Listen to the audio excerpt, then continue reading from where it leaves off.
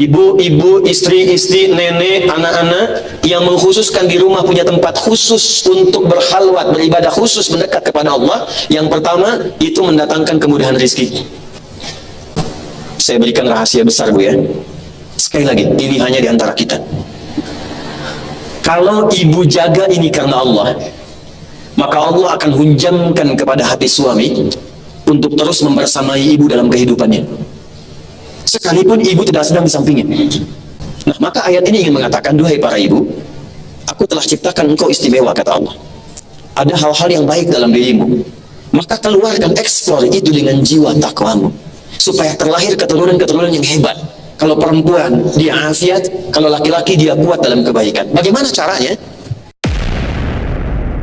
Preman sepreman-premannya, lihat ibu berjilbab, rapi, bagus, itu untuk menggoda, untuk mengusik, itu sungkan.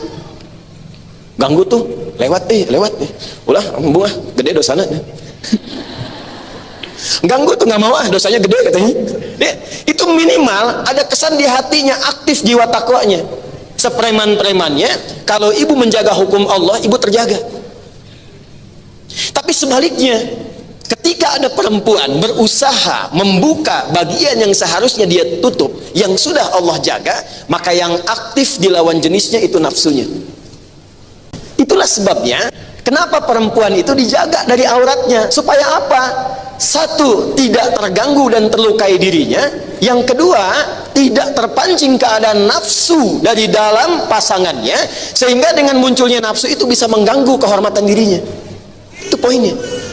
Jadi kalimat ini nggak benar kalau ada aktivis, ya, feminis macam-macam mengatakan yang penting pakai pakaian terhormat. Itu mah laki-laki aja yang nafsunya begitu. Nah, nafsunya itu muncul karena perilaku Anda. Itu poinnya. Ya, itulah sebabnya kenapa Allah tutup, supaya kehormatan ibu terjaga, yang lain tidak terganggu. Jelas gak? Ini kisah nyata di Amerika. Satu kali seorang perempuan berjilbab, ini kisah nyata, sedang lewat, Bu, malam-malam. Allahu Akbar, ketika lewat ternyata ada beberapa preman sedang nongkrong. Dan preman itu dari karakteristik wajahnya sudah tercurigai suka berbuat sesuatu yang kurang baik. Apa yang dia lakukan? Saya ajarkan satu doa, ya, Bu, ya. Ibu kalau ada anak perempuan atau ibu sedang berjalan ke satu tempat sedang tidak merasa nyaman, ibu boleh bacakan doa ini.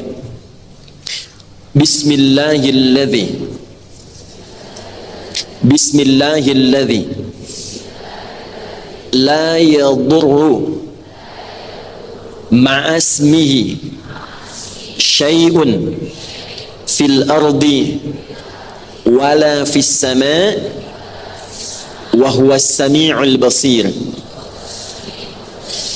Itu kalau mahasiswi, adik-adik atau ibu atau anak gadisnya atau ibu sedang jalan terus lewat tempat yang nggak enak, ada orang nongtong-nongtong diduga nggak enak, bacakan doa itu. Singkatnya gini, perempuan itu lewat, ini kisah nyata. Ternyata nggak ada satupun berani yang ganggu. Tapi besoknya muncul di berita terjadi, mohon maaf, pelecehan seksual di tempat persis perempuan itu lewat. Dan waktunya itu selang nggak berapa lama dari perempuan itu lewat. Taunya di televisi. Di perempuan ini begitu lewat, begitu lihat TV besoknya, dia melihat, oh ini kan tempat saya malam lewat tadi. Terus waktunya nggak berjauhan, begitu beliau telah lewat tadi, setelah sekian ya waktu itu terjadi peristiwa itu. Maka secara singkat pelakunya itu karena terduga, terlihat kan lewat CCTV, ada beberapa keadaan ditangkap, tapi untuk memastikan harus ada saksi. Maka datanglah perempuan berhijab ini ke kantor kepolisian mengkonfirmasi. Ketika kemudian diperlihatkan, betul, itu juga yang saya lihat ketika saya melewati tempat itu. Penasaran setelah itu, maka dia datangi pelaku tadi, dia tanya perempuan ini, saya mau tanya pada Anda, kan sebelum perempuan yang Anda lecehkan itu lewat, saya akan lewat, kenapa Anda nggak lecehkan saya? Apa jawab preman-preman tadi? Mereka katakan, kami tidak berani melecehkan Anda. Kenapa? Karena saat Anda lewat tadi, di samping Anda itu ada pria-pria berbadan besar yang selalu menjaga Anda saat lewat. Ini kisah nyata. Kisah nyata. Dan ini janji Allah di surah Fusilat. Ketika seorang hamba istiqomah mendekat kepada Allah, Allah turunkan malaikat untuk menjaganya. Innal ladzina qalu rabbunallahu tsummas taqamu tatanazzalu alaihimul malaikah alla takhafu wa la tahzanu. Orang yang istiqomah mendekat karena Allah, mengerjakan sesuatu karena Allah. Ibu berjilbab karena Allah, Allah kasih hadiah, ibu ingin pakai karena Allah, saya gunakan karena Allah. Kata Allah, siapapun hambaku yang melakukan segala hal karena aku turunkan malaikat khusus untuk menjaga dia selama dalam kehidupannya. Itu poinnya. Lalu ditanya lagi, kenapa perempuan yang itu engkau lecehkan? Karena dia menggunakan tampilan yang begitu menggoda. Tuh. Jadi ketika Allah turunkan pakaian khusus untuk perempuan, sesungguhnya untuk menjaga kehormatannya dan melindungi dia dari perbuatan yang tidak menyenangkan. Itu poinnya. Ya, jelas ya? Ibu kenapa haru begini? Maaf ya Bu ya. Mohon maaf. Tuh. Kalau ibu ingin tampil menjaga keindahan dan telah jadi fitrah, nggak ada masalah. Yang penting tetap modelnya terjaga. Kan perempuan bawa fitrah keindahan kan? Nah, bagian penyaluran dari keindahan itu ada pada model, silahkan. Nanti ada istri Nabi yang membawa karakter-karakter fashionable tentang pakaian. Silahkan, mau misalnya pakai pakaian-pakaian yang warna hitam, boleh. Warna putih, boleh. Bikin seragam, boleh. Kadang-kadang kan suka beda pendapat mau ke pengajian dengan suami kan. Bapak bagus mana Pak? Kuning apa biru? Kata ayahnya, kayaknya biru deh Mak. Kayaknya kuning deh. Selalu ada begitu kan? Ya, begitu keluar hijau ya. Nggak ada masalah. Yang penting prinsipnya terjaga. Dan yang kedua, sekalipun sudah berjilbab, sekalipun sudah bagus, tetap menjaga supaya tidak menggunakan itu untuk memancing keburukan terjadi. Turunlah Quran surah ke-33 ayat 33. Saya mau kisahkan dulu tentang spirit ayat ini. Dulu di Madinah itu juga di awal-awal kehidupan Nabi Hijrah dan awal-awal orang berislam itu masih banyak pria-pria yang iseng, preman-preman pengganggu.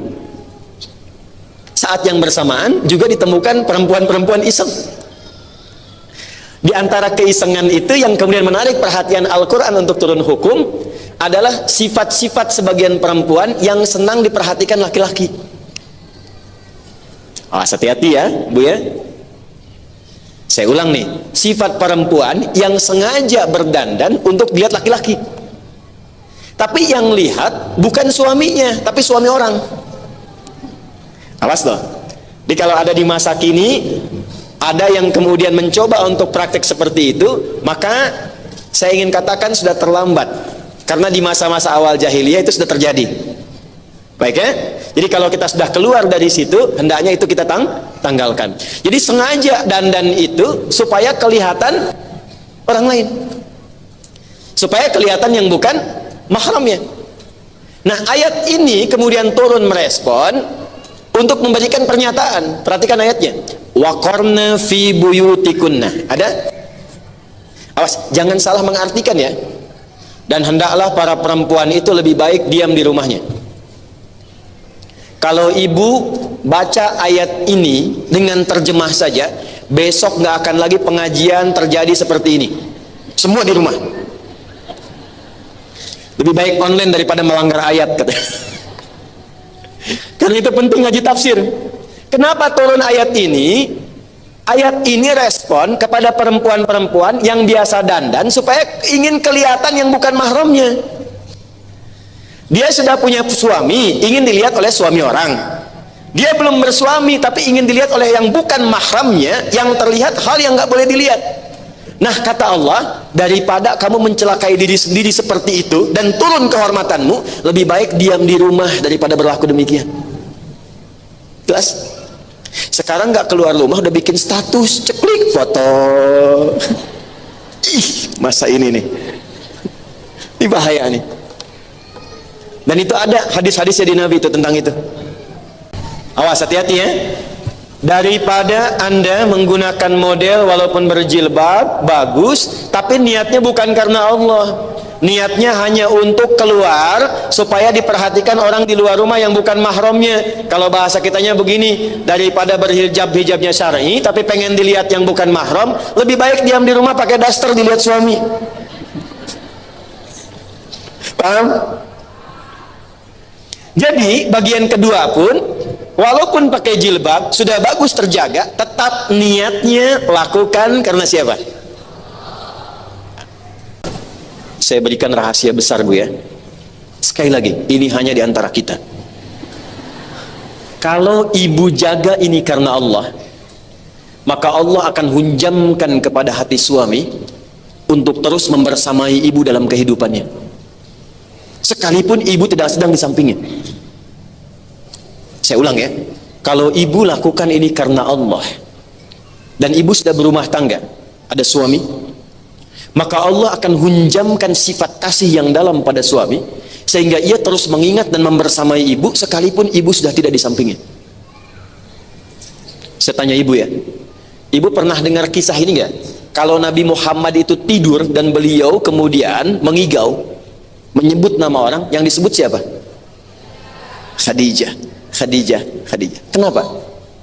Karena Sayyidah Khadijah sudah mempersiapkan sebelum menikah dengan Nabi, itu sudah persiapan diri akan melakukan semua tujuan hidup berumah tangganya karena Allah. Tuh. Silakan ibu baca sirahnya Sayyidah Khadijah. Itu beliau sudah persiapkan sebelum menikah dengan Nabi. Karena itu yang beliau cari itu yang dekat dengan Allah. Sudah ada viral, akan ada informasi dari saudaranya, ya, yaitu Warakah bin Naufal, akan ada Nabi lahir di sini. Itu beliau itu setiap yang lamar itu hampir setiap waktu datang melamar tolak, karena beliau menginginkan calon suaminya itu yang diridhoi oleh Allah. Maka ketika mendapatkan Nabi Muhammad pun, pelayanan beliau kepada Nabi bukan sebatas karena suaminya, beliau lakukan untuk mendapatkan ridha Allah. Dan itu ada zikirnya, Bu, ada zikirnya, sehingga Allah tanamkan cinta yang dalam kepada diri Nabi, walaupun status beliau Nabi, Rasul, orang paling agung. Ya, kata Allah tuh begini di Quran. Kalau ibu ngaji Quran nanti diberi pilihan, Muhammad SAW, pilih semua perempuan dimanapun yang engkau inginkan, engkau pilih untuk dinikahi, aku ridai. Tapi hanya Nabi menyebut Khadijah. Itu poinnya. Jadi kalaupun ibu berjilbab, lakukan karena Allah. Beraktivitas di rumah tangga, lakukan karena Allah. Nanti insya Allah Allah lapangkan hatinya, bukan cuma dilebarkan jilbabnya, hatinya dilapangkan. Kalau ibu kerjakan karena suami, capek, Bu. Ibu sudah masak, siap-siap, kadang-kadang nggak dimakan. Kan? Mau berangkat, pakaiannya disiapin, kan kadang-kadang cuma dilihat, bukan itu yang dipakai, capek. Ya. Tapi kalau ibu kerjakan karena Allah, Allah itu menghargai prosesnya, bukan hasilnya. Mau suami makan, tidak makan, ibu masak itu sudah dapat pahala. Ini saya tanya ibu itu, maaf ya, ibu itu bekerja segala hal dengan suami, ibu lakukan karena cinta suami atau karena Allah? Karena Allah. Alhamdulillah. Ya. Jadi kalau ibu ngaji ke sini karena Allah, karena ustadznya.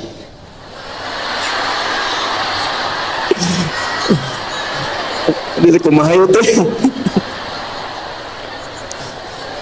Ibu tolong ringankan hisab saya di hari kiamat ya.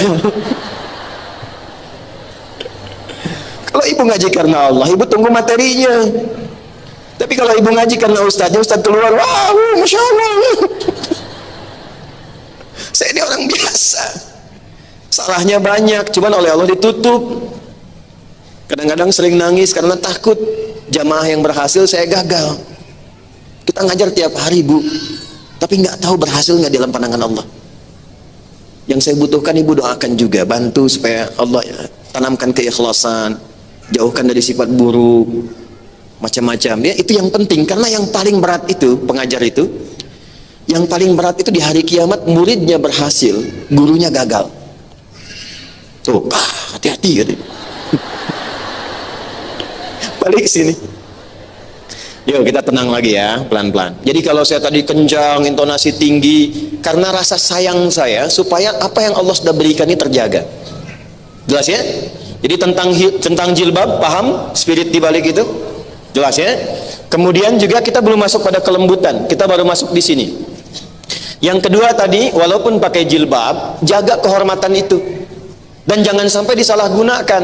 Tadi baru waqarna fi buyutikunna. Yang kedua, wala tabarrujna tabarrujal jahiliyatil ula. Yang ini lebih keterlaluan lagi, pakai pakaian untuk maksiat.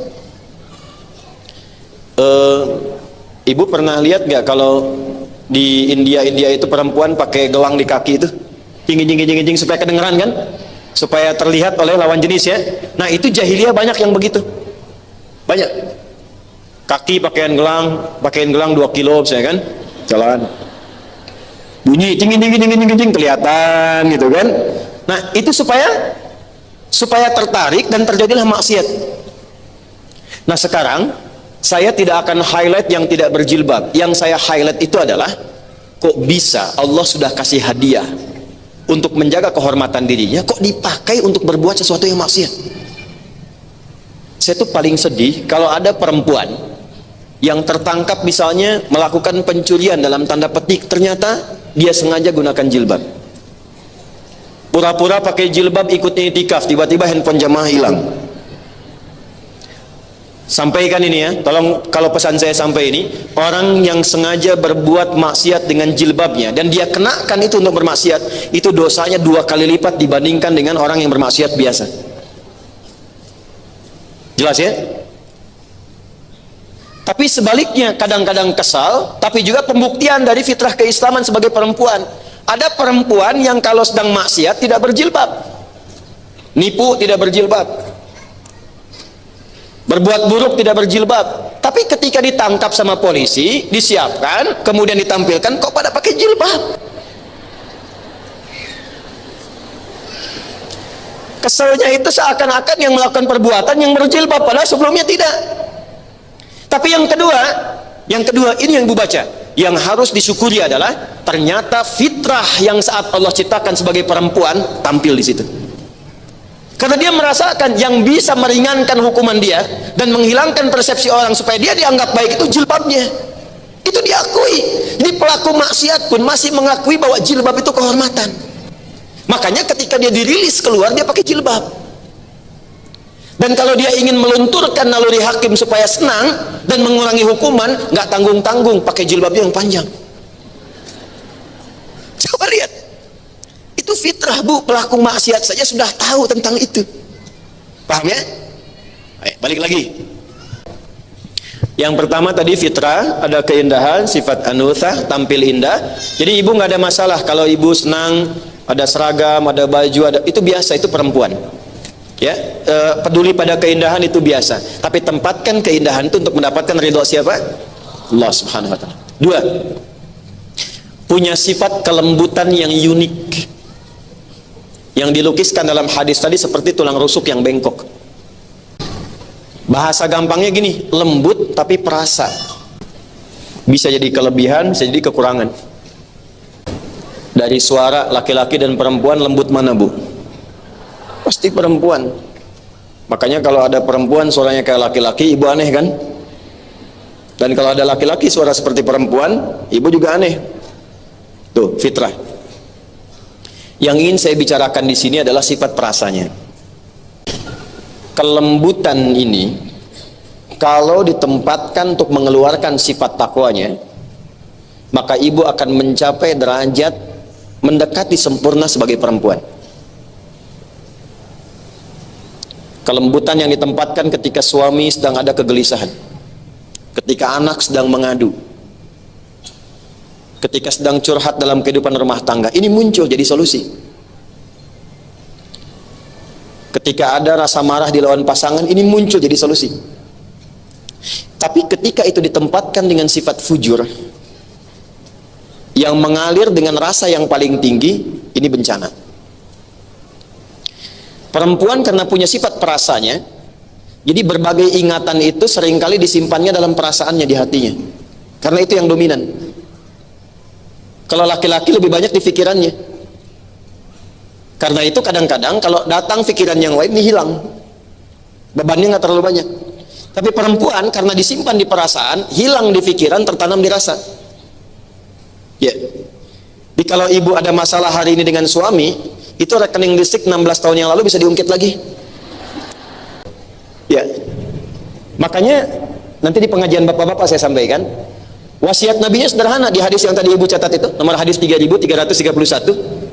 Kata Nabi itu gini kepada para suami, duhai para suami, istausu bin nisa'i khaira. Istri-istrimu itu pahami aja lah, pahami aja, baikin aja, kata Nabi. Sebab memang dalam hatinya menyimpan rasa yang dalam, sehingga kadang-kadang mau kamu luruskan bisa salah, kamu benarkan pun salah juga. Bahasa singkatnya gini, istri itu kadang-kadang tidak ingin dibenarkan, hanya menginginkan suami mengatakan saya salah. Paham ya? Ya kan? Para istri itu nggak ingin dibenarkan, nggak ingin dianggap benar, cuman pengen suaminya ngaku salah gitu. Dan dalam bab itu yang keluar banyak kan, bla bla bla bla bla bla bla bla, keluar semua ya. Itulah sebabnya kenapa disebut mar'ah, yang menyimpan kehormatannya dalam jiwanya. Kalau dia keluarkan itu jadi imro'ah. Makanya istri-istri pembesar dalam Quran disebut imro'ah, imro'atul aziz. Istrinya seorang perdana menteri di masa era Nabi Yusuf alaihissalam yang menggoda Nabi Yusuf itu, imro'ah. Sudah? Tapi kalau dia tanamkan dalam dirinya disebut muru'ah, pribadinya disebut dengan mar'ah. Dari huruf mim, ra, hamzah, ta ada kata mir'ah, ada mar'ah, ada mir'ah. Hurufnya sama, harokatnya beda. Mar'ah itu perempuan yang menyimpan keadaan rasa dalam jiwanya, mir'ah itu cermin yang menyimpan rahasia di dalam bentuk-bentuk materinya. Makanya ada peribahasa mengatakan al-mar'atu kal mir'ah, perempuan seperti cermin. Jadi jangan heran kalau ibu kemana-mana suka ngaca.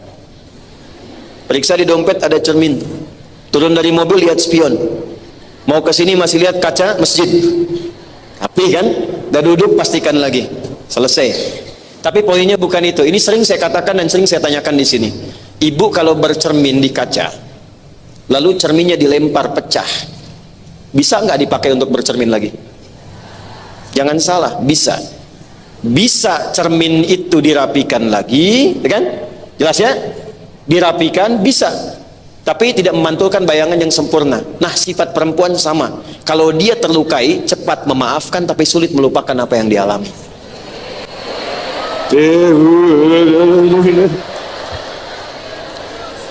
Nah, itu yang kurang bagus. Itu yang kurang bagus. Kenapa kita belajar Sayyidah Khadijah duluan untuk menempatkan yang paling tinggi? Jadi walaupun menemukan kegelisahan di diri Nabi, nggak datang tiba-tiba, kenapa Nabi Muhammad, kenapa ya suamiku, kenapa? Nggak ada. Dia bisa menahan itu dan nggak pernah curhat selama berumah tangga puluhan tahun. Kamu kenapa sekarang gelisah? Dulu gelisah 10 tahun dulu, kamu datang ke sini gelisah juga. Nggak ada begitu. Datang, assalamualaikum, buka, waalaikumsalam, sedang gelisah betul. Kan turun dari Gua Hira seperti pernah saya ceritakan. Masih ingat ya? Coba ada yang cepat ingat, lambat lupa. Cepat ingat, cepat lupa. Lambat ingat, lambat lupa. Yang saya agak repot tuh yang lambat ingat, cepat lupa. Ya Allah, ampuni saya. Nabi Muhammad turun dari Gua Hira. Wahyu belum turun setelah periode Iqra. Ini di Al-Bukhari. Di tengah-tengah tiba-tiba siang-siang malaikat Jibril turun dalam rupa aslinya. Muhammad, nengok kanan kiri nggak ada orang, ke belakang kosong, ke depan lenggang. Begitu nengok ke atas, kata beliau, kata Nabi Muhammad SAW, ini di Al-Bukhari dari Jabir bin Abdullah, ada sosok besar kayak duduk antara langit dan bumi, natap ke bawah tajam besar. Ibu gini deh, ibu kan tadi bilang ada yang mau sampai jam 12, jam 2 di sini kan? Misal, ibu terakhir keluar dari sini, begitu keluar masjid, dari dekat pohon tiang listrik itu, tiba-tiba ada yang manggil. Cuneni gitu. Cuneni. Ibu nengok kanan kiri nggak ada orang, depan belakang kosong, begitu ke atas jubah putih, rambut panjang, Cuneni gitu. Pertanyaan saya, ibu tetap di tempat atau langsung pergi cepat-cepat? Nah, Nabi juga begitu. Ini bahasa hadisnya. Fara'ibtu minhu, aku merasa khawatir bulu kuduku naik sehingga aku cepat-cepat pulang. Jadi takut itu fitrah. Yang salah itu takut berbuat baik. Ya kan? Begitu sampai rumah, dibuka pintu rumah, itu melihat Sayyidah Khadijah. Ini yang saya maksudkan. Dan lihat suami sedang gelisah. Itu enggak mewawancara suami dengan berbagai macam pertanyaan, hanya diam tersenyum menyambut dengan kelembutan, sampai setengah gelisahnya Rasulullah hilang ketika melihat wajah beliau yang mulia itu. Begitu dibuka keluar, waalaikumsalam warahmatullah, dilihat hilang setengahnya. Kata Nabi, zammiluni zammiluni zammiluni, selimuti aku, dibawa, diselimuti, keluarlah kata-kata fenomenal itu. Suamiku sayang, engkau itu orang baik, engkau tak pernah menyakiti orang lain, engkau orang yang dermawan, menjaga anak yatim, engkau adalah penopang bagi yang lemah. Kalau bahasa kitanya, tanamkan pada jiwamu yang paling dalam, segelisah apapun, aku akan selalu bersamamu dalam suka dan duka. Kumaha ya teh? Itu Sayyidah Khadijah, Bu. Iya, aduh, ini korban drakor kayaknya mah ini. Maksud saya, ini semua potensi yang ada pada diri ibu itu optimalkan ketika dipraktekkan dalam realitas yang sesungguhnya. Ini suami banyak persoalan, di kantor banyak masalah, di jalan kena lampu merah, disalip sama mobil orang lain, nyampe ke rumah capek, begitu nyampe ke rumah ibu wawancarai, kenapa kamu wajahnya begitu? Emang kenapa? Udah di rumah sakit masih begitu, nggak selesai. Jelas ya? Oke. Ada keindahan, ada kemuliaan yang sudah Allah jaga, ada keistimewaan, ada sifat perasa, ada kreativitas. Pelan-pelan. Pindah ke Quran surah 4 ayat 1. Saya cepat sekali. Karena saya mau tempatkan sebagai anak, sebagai istri, sebagai ibu ke nenek. Setelah itu baru kita kembali ke istri Nabi sallallahu alaihi wasallam. Saya punya waktu kurang lebih 15 menit lagi, jadi kita bisa optimalkan. Ya ayyuhan nasu, ada? Sudah? Ibu masih ingat nggak tadi yang saya sampaikan? Kalau ibu ingin mengoptimalkan semua fitrah manusia, fitrah perempuan yang baik itu, dikeluarkannya dari jiwa apa tadi? Masih ingat? Takwa ya? Karena ada nafsu, ada takwa ya? Ada fujur, ada takwa. Sekarang lihat, Quran surah 4 ayat 1. Ya ayyuhan nasu taqu rabbakumul ladzi khalaqakum min nafsin wahidah wa khalaqa minha zawjaha. Highlight ini. Hai semua manusia, tingkatkanlah takwamu kepada Allah yang telah mencipta, merawatmu, peduli dengan engkau. Rabb itu yang peduli, yang merawat, memberikan semua kebutuhan dan kebaikan. Bawa ini ke kalimat perempuannya, wa zauj di situ. Tempatkan untuk perempuan. Hei semua perempuan yang telah aku cipta, keluarkan potensi takwamu, tingkatkan takwa dan kedekatanmu dengan aku, Rabbmu yang telah menciptakanmu dengan istimewa. Aku yang peduli kepadamu, aku yang mencukupkan semua kebutuhanmu. Di pesan Allah ketika ibu menyadari semua keistimewaan ini, pesan pertama yang Allah berikan adalah aktifkan semua keistimewaan yang telah Allah berikan yang bersumber dari jiwa takwa. Pelan-pelan. Paham sampai sini? Kemudian wa khalaqa minha zawjaha wa batta minhuma rijalan katsiran wa nisaa. Perhatikan, kalau ibu mampu mengoptimalkan itu, kemudian ibu hidup sampai berumah tangga pun berpasangan, akan terlahirlah anak-anak yang kuat, baik lelaki atau perempuan. Ini menunjukkan kesan bahwa seorang ibu yang hebat, yang mampu mendekati Allah dengan takwanya, itu ternyata akan menular kebaikan ketakwaan itu yang bermanfaat untuk anak-anaknya, mau laki-laki atau perempuan. Makanya saya sering katakan, jurusan terbaik untuk perempuan itu jadi perempuan yang solehah. Kalau istri solehah, ibu-ibu yang solehah, nenek yang solehah. Dan betapa banyak orang hebat, bahkan laki-laki, itu menjadi bintang di zamannya yang melewati setiap era, itu karena peran ibunya. Saya mau rinci, Bu ya.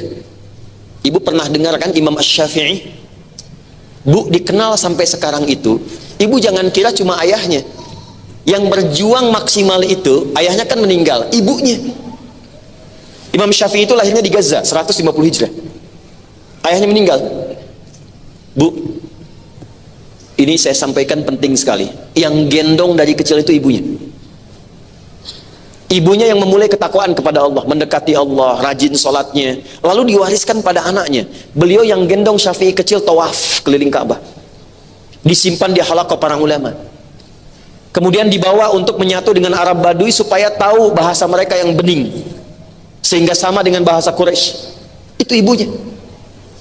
Muridnya Imam Syafi'i, Imam Ahmad, lahir 164 Hijrah. Itu viral dalam kisah. Imam Ahmad itu hafal 1 juta hadis, 1 juta hadis. Ibu tahu bagaimana kesalehan ibunya? Ibunda beliau saking dekatnya dengan Allah, dan kedekatan itu ditularkan kepada anaknya. Itu Imam Ahmad selalu dibangunkan menjelang subuh itu, sampai dalam musim dingin pun dimasakin air dulu, diwudukkan dengan air hangat. Walaupun dalam masa haidnya itu digendong, diantar ke masjid, ibunya nunggu di luar. Selesai dengan para ulama, balik lagi. Itu berkah ibunya. Ibu buka kitab Fathul Bari 16 jilid, buka jilid pertama di mukaddimah. Imam Al-Bukhari itu ibunya luar biasa. Beliau lahir, ayahnya meninggal dunia, usia sekitar 2 tahun menjelang 4 itu matanya divonis buta permanen. Tapi ibunya, dia punya mihrab, hamparan sajadahnya, dekatnya dengan Allah, doanya luar biasa. Anaknya diganti dari matanya yang tidak melihat itu dengan kecerdasan dalam jiwanya. Sekali dibacakan langsung ingat. Dan ibu mau bacakan berapa banyak pun bisa diulang dari awal, titik komanya sama. Al-Bukhari. Saya bacakan 10 hadis. Misal, jangan saya lah, ulama Irak ngundang Al-Bukhari, dibacakan 10 hadis diacak, Bu. Sanadnya diacak, orang-orangnya diacak, kemudian setiap orang itu menyampaikan 10 ulama, satu orang ulama nguji dengan 10 hadis, diacak semua dari orangnya sampai isinya. Begitu yang pertama mengatakan, coba hadis ini benar atau enggak, tolong urutkan. Kata Imam Al-Bukhari, selesaikan dulu 10-10-nya supaya langsung saya jawab. Begitu sudah 100, diurutkan dari yang pertama sampai yang terakhir, hadisnya disebutkan urutannya, ini salah, yang benar begini, yang ini salah tempat, yang benar di sini, yang ini di sini, sampai ujungnya Al-Bukhari. Itu ibunya. Tapi yang mau saya cerita, saat usia 4 menjelang 5 tahun, dibawa ke Kutab, tempat belajar awal waktu itu disebut dengan Kutab namanya, untuk ngaji Quran. Itu begitu mengaji ke depan, level-level beliau itu sudah tinggi-tinggi semua, sudah senior. Cuma beliau yang kecil, dituntun oleh asistennya dari ibunya. Begitu sampai di tempat belajar, itu gurunya membacakan surat Qaf. Udah selesai, nanya iseng begini, man hafidha, siapa yang sudah hafal? Itu cuma Al-Bukhari kecil yang angkat tangan mengatakan, hafidtu an dhahri qalbi, saya sudah hafal dalam diriku. Hafal dalam kepala, itu kalimat yang benar. Ada hafal di dalam kepala, ada hafal di luar kepala. Hafal di luar kepala itu belum hafal namanya, karena masih di luar. Nah, Al-Bukhari benar kalimatnya, saya hafal di dalam kepala saya. Gurunya penasaran, diminta ke depan. Ini kisah nyata. Ta'al ya bunai, anakku sayang, maju ke depan. Nah, ini guru-guru kalau ikut pengajian ini, itu penting komunikasi dengan murid supaya merasa nyaman saat belajar. Begitu ke depan, ikra, baca. Bukan hanya hafalannya yang sempurna, tapi sifat hurufnya, tajwidnya, sampai ke makhrajnya itu persis sama dengan syekhnya. Maka didoakan, ditepuk pundaknya oleh syekhnya, atau kamakala terjadi seperti dulu. Apa yang terjadi? Kata syekhnya, minal an tadrusul hadis. Mulai sejak ini ananda langsung belajar hadis. Karena syekhnya menyimpulkan Quran itu sudah dijamin oleh Allah mudah dihafal, hadis gak ada jaminan. Tapi anak ini adalah bintang, adalah berlian yang pasti kalau belajar hadis pun akan cepat dihafal. Maka dengan bangga pulang ke rumahnya, ini kisah nyata, bertemu dengan ibunya. Beliau nggak lihat, dia katakan, ummi, tadi terjadi begini. Tadi saya belajar, kemudian saya diminta di tes hafalan, saya mengatakan begini, lalu guru saya mengatakan sekarang belajar hadis. Kata Al-Bukhari kecil, uridul hadis. Mi, saya pengen belajar hadis. Kata ibunya, ya bunayya iktafi bil Quran. Anakku sayang, Quran dulu ya. Nanti kalau Quran dah selesai, baru hadis. Kata Al-Bukhari, la uridul hadis. Enggak Mi, saya yakin dengan syekh. Saya pengen bersamaan belajar Quran. Lalu setelah itu beliau meraba jalan ke kamarnya, ibunya masuk ke mihrabnya tadi. Nanti di akhir saya tutup cara untuk mengaktifkan jiwa takwa bagi perempuan. Salah satunya itu, coba ibu siapkan mihrab. Yang di situ khusus ibu mencurhatkan diri dengan Allah. Masuk ke mihrabnya, dibentangkan sajadah. Di situ beliau sholat 2 rakaat, berdoa minta dalam sujud kepada Allah supaya Al-Bukhari diberikan kesembuhan dalam matanya. Nah, saat ibunya ini berdoa, mengalir air mata, Yal Basir, Yalladzi ala kulli syai'in qadir, a'idz basirat tabni. Ya Allah yang maha melihat, yang maha melampaui kuasamu atas segala hal, mohon kembalikan penglihatan anakku. Itu karena lelah tertidur, Al-Bukhari sedang mengulangi surat Qaf tadi. Sampailah di ayat 21 sampai 22. Begitu sampai di ayat itu dibacakan kalimat begini ayatnya. Laqad kunta fi ghaflatin min hadza fakashafna 'anka ghita'aka fabasaruka al-yawma hadid. Ayat ini sebetulnya berbicara tentang hukum akhirat yang semua orang tak melihat, dibuka oleh Allah pandangannya supaya melihat. Maka keberkahan ayat ini diturunkan pada Al-Bukhari ketika sampai pada kalimat laqad kunta fi ghaflatin an hadza. Dulu pandanganmu tertutup, gak bisa lihat. Fakashafna anka ghita'aka, maka mulai hari ini kami buka singkapan pandanganmu, fabasaruka al-yawma hadid, mulai detik ini kamu akan melihat lagi dengan tajam. Itu yang menurut medis butanya permanen, seketika terbuka pandangannya, ibunya mimpi ketemu Nabi Ibrahim, disampaikan bahwa anakmu akan melihat lagi. Karena nama Al-Bukhari itu bukan nama asli. Aslinya Muhammad bin Ismail bin Ibrahim bin Al-Birdizbah bin Al-Mughirah Al-Ju'fi Al-Bukhari Al-Khurasani Al-Uzbekistani sekarang. Jadi Muhammad bin Ismail bin Ibrahim. Kalau ibu namakan nama orang-orang soleh, itu artinya tafaul, ingin mengikuti jejak kemuliaan mereka. Nah, di antara kemuliaannya Allah dekatkan sifatnya. Maka ketika ibu Imam Al-Bukhari berdoa, datang Nabi Ibrahim dalam tidurnya mengatakan, anakmu dapat kabar gembira dari Allah, akan melihat lagi. Anaknya mengulang Quran. Begitu tertidur, ini mengulang Quran sampai ke kalimat tadi, langsung dia kaget bangun, dia panggil ibunya. Ummi laqad ra'ait. Ibu saya melihat lagi, katanya. Ibunya kaget bangun, dipeluk anaknya, ditenangkan. Nih, lihat bahasa ibu, ditenangkan. Ya bunayya rabbama ra'aita biqalbik. Nah, mungkin engkau melihat dengan hatimu. La bal bi'aini, enggak dengan mata saya. Ini ibu pakai baju ini, di sekitar kita ada benda ini. Maka sadar ibunya bahwa anaknya sudah mendapatkan kemuliaan dari Allah, dibuka kembali penglihatannya, keduanya berpelukan. Sejak itulah belajar hadis sampai menghimpun Sahih Al-Bukhari sekitar 16 tahun. Itu ibunya. Nah, maka ayat ini ingin mengatakan, duhai para ibu, aku telah ciptakan engkau istimewa, kata Allah. Ada hal-hal yang baik dalam dirimu, maka keluarkan, eksplor itu dengan jiwa takwamu, supaya terlahir keturunan-keturunan yang hebat. Kalau perempuan dia afiat, kalau laki-laki dia kuat dalam kebaikan. Bagaimana caranya? Maka masuklah ke aspek-aspek peningkatan takwa. Nah, nanti contohnya istri si Nabi tadi. Caranya yang ini. Yuk masuk Quran surah ke-30 ayat 21. Wa min ayatihi an khalaqa lakum min anfusikum azwaja litaskunu ilaiha wa ja'ala bainakum mawaddatan wa rahmah inna fi dzalika laayatil liqaumi yatafakkarun. Satu, mencari pasangan yang saleh, atau sekali lagi mencari pasangan yang saleh, atau memohonkan kepada Allah dari pasangan yang Allah titipkan menjadi saleh. Berusaha bersama menjadi saleh. Ini dimulai dalam fase kehidupan rumah tangga. Ibu kan tadi ingin samara kan? Ya kan? Di rumah tangga ingin sakinah, mawaddah dan coba lihat di ayat itu dibuka dengan kalimat ayat. Wa min ayatihi. Ayat disebutkan 64 kali dalam Quran. Dan tidak ada satupun kata ayat di Quran kecuali menunjukkan kedekatan dengan Allah. Jadi bukan sekedar tanda.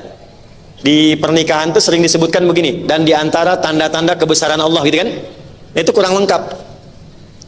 Tanda itu ada 3. Ada wasmah, ada alam, alamat, ada ayat. Ayat itu tanda yang mendekatkan seorang hamba dengan Allah. Itulah sebabnya kenapa isi Quran disebut ayat, karena setiap kali kita baca Quran, keadaan kita lebih dekat dengan Allah. Jelas? Nah, di sini pernikahan dibuka dengan kata ayat, wa min ayatihi an khalaqalakum min anfusikum azwaja. Nah, itu azwaja itu nikah, tapi dibuka dengan ayat. Baru muncul di situ sakinah, mawaddah dan rahmah. Litaskunu ilaiha sakinah wa ja'ala bainakum mawaddah rahmah. Samara itu pintunya ayat. Jadi kalau ibu ingin samara di rumah tangga, gampang. Buka pintunya dengan kunci ayat. Dekati Allah. Yang punya sakinah siapa? Yang punya mawaddah? Yang punya rahmah? Ibu ingin ketiganya tapi jauh dari Allah, bagaimana bisa dapat? Ayat, dekati Allah. Siapa yang mendekati ayat ini, mendekati Allah ini dengan ayat itu? Satu, karena ini konteks kajiannya untuk perempuan, pertama dimulai dari ibu dulu. Bentuk diri menjadi salihah. Kalau ibu menginginkan suami saleh, bantu ibu dulu jadi salihah. Ya. Ini kan di pengajian ibu-ibu. Di pengajian bapak-bapak saya balik kan. Karena kan berlaku bersamaan. Ya. Jadi bentuk dulu diri ibu nih, apa manfaatnya pasangan ketika melihat misalnya pasangannya belum terlihat lebih baik, jangan dihukumi. Jangan dihukumi. Bentuk dulu kepribadinya masing-masing untuk menjadi baik. Ibu bentuk dulu salihah. Ibu lihat suami belum semangat sholatnya, ibu dulu yang paling semangat. Nanti terus-terusan melihat ibu, nanti hatinya terketuk sendiri. Ibu nggak bilang pun dia diam-diam itu tepat waktu. Diam-diam. Bentuk dulu diri pribadi. Bagaimana caranya? Satu, dari sekian rumah ibu yang luas itu, siapkan satu bagian menjadi mihrab. Satu bagian aja. Ini konkret ya. Tidak harus satu ruangan. Kalau ibu punya satu ruangan, alhamdulillah nggak apa-apa. Tapi kalau seperti saya, yang saat baru kembali dengan istri itu cuma nyewa petakan, saya tinggal di petakan. Dan tidak ada beda, saya sekarang tidur di karpet, di lantai, di kursi. Nggak ada masalah. Kan dunia sementara, besok juga tidur di tanah kan. Tidak ada masalah. Apa yang besar dari dunia ini? Ya, kenapa harus begitu dibanggakan? Bukan aib bu, ngontrak tuh bukan aib. Ya, toh kita juga ngontrak di dunia. Besok-besok pulang. Gitu. Jadi nggak usah terlalu apa ya, dengan gambaran dunia ngobrol ini itu. Itu hanya menuntut anda itu menjadi lebih lelah dalam kehidupan dan lupa bekal untuk dibawa pulang. Ya, saya turunkan yang bagian terakhirnya. Hamparan sejadah aja bu. Saya cuma 3 petak depan untuk terima tamu, yang tengah itu untuk kami, ya. Kemudian yang belakang untuk ibadah dengan dapur. Itu cuma sehamparan sejadah. Di situ saya berdoa, di situ saya doa, di situ saya jamaah, itu sholat bersama. Makan nggak pernah di situ. Mihrab itu tempat khusus yang digunakan untuk bermunajat kepada Allah saja. Berkhalwat, ya, khusus untuk Allah saja. Doa di situ, baca Quran di situ, curhatnya di situ bu. Dari mana dalilnya? Quran surah ketiga ayat 37. Untuk perempuan saya khususkan Maryam. Maryam itu disiapkan mihrab oleh orang tuanya. Apa rahasia mihrab itu? Satu, mempercepat kedekatan dengan Allah. Tapi tolong ya bu ya, hanya untuk ibadah saja. Jadi selain urusan ibadah, keluar dari situ. Termasuk bikin status. Ceklik, maaf sedang di mihrab ya. Gak usah keluar. Itu hanya untuk ibadah dan curhat. Ibu punya masalah, curhat di situ. Sujud di situ. Ada anak misalnya sulit dengar ibu, curhatkan di situ. Itu nasabnya nanti ada ilmu sanadnya ke Nabi Yakub. Quran surah 12 ayat 86. Di Nabi Yakub itu kalau masalah ada di anaknya, ngeluhnya cuma sama Allah. Bahasanya tuh indah. Kalau bahasa bebasnya begini, ya Allah, engkau yang percayakan kepadaku, engkau yang titipkan kepadaku, aku telah berusaha seperti engkau yang telah perintahkan kepadaku, aku yakin pasti ada kebaikan yang telah engkau tetapkan untukku. Innama ashku bathi wa huzni ilallah. Aku tuh kalau ngadu cuma sama Allah. Jelas? Yuk, Quran surah ketiga ayat 37, saya bacakan cepat. Fataqabbalaha rabbuha biqabulin hasanin wa ambataha nabatan hasanan wa kaffalaha Zakaria. Kullama dakhala 'alaiha Zakaria al-mihrab. Maryam disiapkan mihrab untuk khusus ibadahnya mendekati Allah. Ketika Nabi Zakaria mengunjungi Maryam di mihrabnya, wajada 'indaha rizqa. Satu, rizkinya begitu mudah. Ibu-ibu, istri-istri, nenek, anak-anak yang mengkhususkan di rumah punya tempat khusus untuk berkhalwat, beribadah khusus mendekat kepada Allah. Yang pertama itu mendatangkan kemudahan rizki. Saya sering sampaikan Bu pada para suami, jangan diduga kalau Anda pulang ke rumah bawa harta yang banyak itu, sukses pekerjaan, proyek, hanya karena Anda saja. Belum tentu. Anda mau sepintar-pintarnya, Allah nggak berkehendak, nggak akan terjadi. Proyek ratusan miliar, suami pintar, apa dikirakan sukses? Belum tentu Bu, kalau Allah nggak berkehendak. Siapa yang mengetuk pintu langit supaya Allah memudahkan proyeknya? Istri di rumah, ibu. Saya sering tegur anak-anak Bu, walaupun sukses. Kami punya kelas dari pengusaha-pengusaha tuh, 400 orang hebat-hebat, macam-macam. Itu kalau sehari dia belum sapa ibunya, saya tegur tuh. Saya bilang, Anda nggak ngaji Quran. Allah tuh sampaikan, Quran surah 46 ayat 15, jangan dikira kesuksesanmu itu setelah kamu hebat begini, itu karena ikhtiarmu. Engkau mungkin 30% saja, 70%-nya tuh ibumu yang tahajud malam-malam. Minta sama Allah supaya anaknya dimudahkan. Jangan seperti kami ya Allah, yang tidurnya di tempat begini, sukseskan anak kami ya Allah. Tuh bapak Anda tuh yang peluh keringatnya luar biasa, serabutan, mencangkul dan sebagainya. Makanya kalau ibu pun sekarang merasa hebat sebagai seorang anak, sukses dengan bisnis, dengan macam-macam, hal pertama yang harus dilakukan itu apa? Bakti orang tua. Nanti materi selanjutnya itu bakti orang tua. Dan itulah pembukanya. Jadi di posisi ibu sekarang sebagai anak, sebagai istri, sebagai ibu ataupun nenek, kalau bisa tuh punya tempat khusus walaupun sehamparan sejadah. Qalat ya Maryam anna laki hadza? Qalat huwa min indillah. Itu jawabannya. Ini semua dari Allah. Kalau tertambat cintanya pada Allah, yang keluar itu semua rahmat Allah. Dan nggak ada takutnya. Nggak takut tuh kalau suami cuma pulang 100.000 yang dibawa, nggak takut, nggak khawatir. Yang penting Allah ridha. Saya itu Bu, ada seorang role model, harus sering kita belajar dari yang begini nih.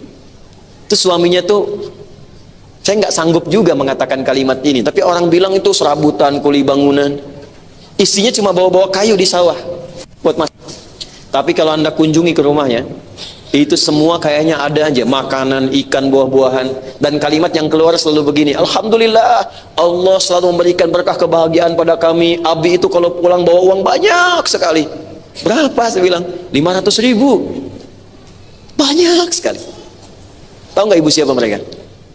Keluarga Quran, yang istrinya hafal Quran 30 juz, suaminya pun sudah 7 riwayat, dan mereka sedang berjalan-jalan di muka bumi. Yang orang lain anggap, wah ini orang biasa, cuma di sawah, cuma kuli bangunan. Ternyata mereka adalah sosok-sosok mulia yang sedang beraktivitas sementara di muka bumi.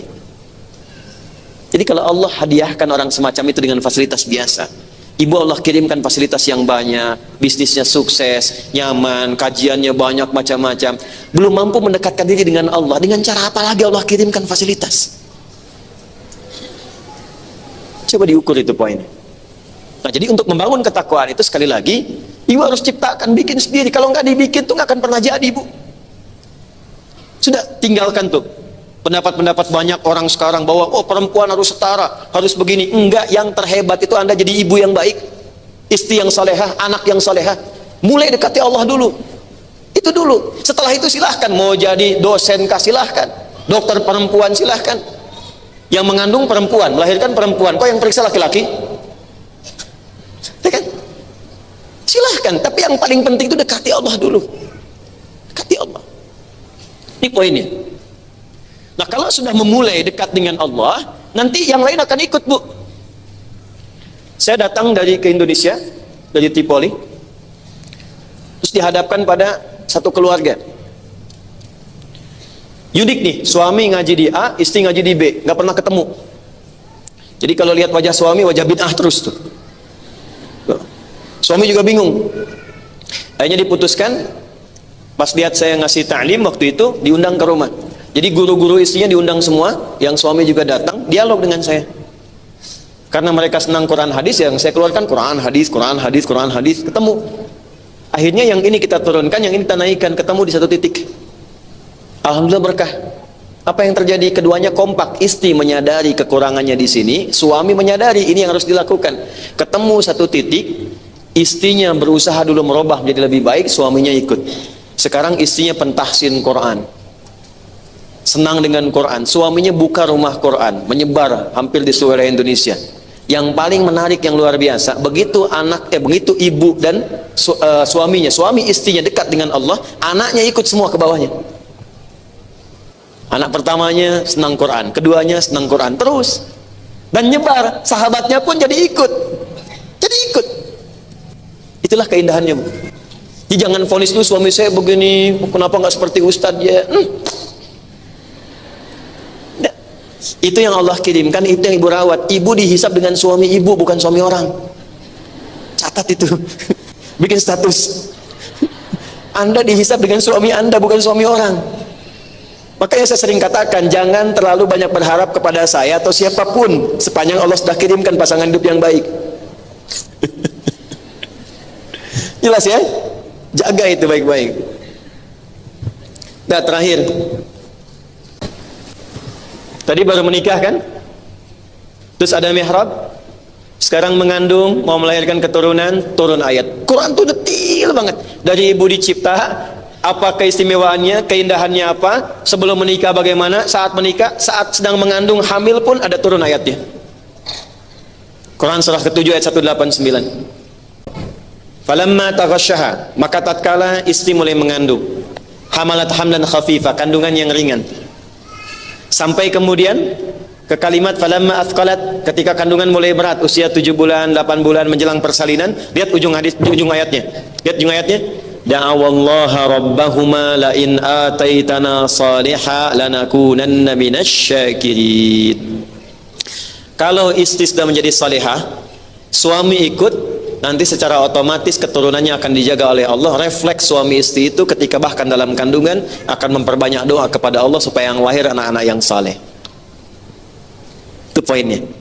Ya Allah, sekiranya Engkau menganugerahkan anak yang saleh kepada kami, kami akan sangat bersyukur, dan itu menghilangkan semua rasa sakit yang sedang dirasakan oleh istriku.